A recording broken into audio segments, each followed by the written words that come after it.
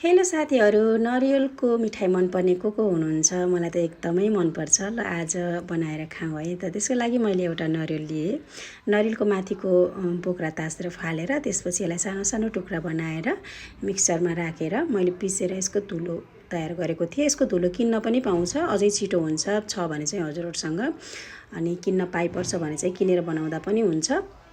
मसँग चाहिँ थिएन, त्यही भएर आफैले यसरी पिसेर बनाएँ। यसरी पिसेर बनाउँदा पनि केही फरक पर्दैन। त्यसपछि मैले यो धुलोलाई अर्को भाँडामा ट्रान्सफर गरेँ। लगभग 1 कप जति छ है यो धुलो चाहिँ।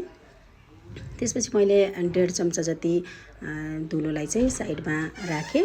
त्यसपछि एउटा प्यान बसालेँ। प्यानमा चाहिँ 1 चम्चा घिउ राखेर यो हल्का तातिसकेपछि चाहिँ अघि हामीले तयार पारेको नरिवलको धुलोलाई राखेर चाहिँ चलाउँदै लो हिटमा पकाउनु पर्ने हुन्छ।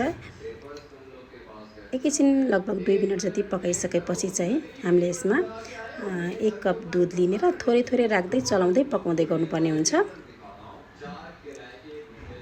मैले थोरै थोरै राख्दै चलाउँदै पकाउँदै गरेको थिएँ 2-3 मिनट जति। त्यसपछि 1.5 चम्चा जति चिनी राखेँ मैले चाहिँ, अनि अलिकति सुकमेलको धुलो पनि राखेर यसलाई चाहिँ मिक्स गरिदिएँ यसरी। त्यसपछि 1 कप मिल्क पाउडर राखेको थिएँ मैले। सानो कपको 1 कप मिल्क पाउडर राखेर यसलाई चाहिँ चलाउँदै यसरी अठाउँदै पकाएको थिएँ। डल्ला नपरोस् भनेर चाहिँ मैले अलिअलि दबाउँदै पकाएको थिएँ। 2-3 मिनट पकाएपछि यो चाहिँ यसरी रेडी हुन्छ। अर्को भाँडामा मैले ट्रान्सफर गरेँ। त्यसपछि लम्सहरू अब डल्ला बसेको हुन्छ नि त, त्यो भएर चाहिँ मैले चम्चाले यसरी अठाएको थिएँ तातो छँदै।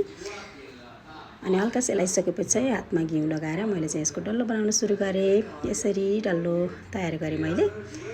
त्यसपछि अघिको धुलोमा चाहिँ साइडमा राखेको थिएँ नि जुन धुलो, त्यसमा चाहिँ यसरी डिप गरेर यसरी लड्डु तयार भयो। सबैलाई मैले एक एक गर्दै बनाएर यसरी नरिवलको लड्डु तयार भयो। यो चाहिँ हेर्दा भन्दा पनि अझै खाँदा यस्तो मिठो हुन्छ नि, मलाई त एकदमै मनपर्छ। बनाउन पनि एकदमै सजिलो छिटो हुने।